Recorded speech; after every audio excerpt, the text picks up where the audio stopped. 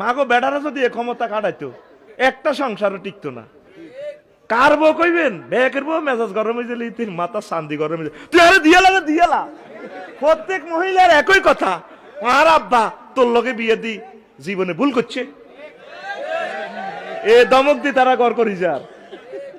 আসলে আপনার লগে বিয়েটা না দিলে তোর বিয়ে কনন্দি হইতো না।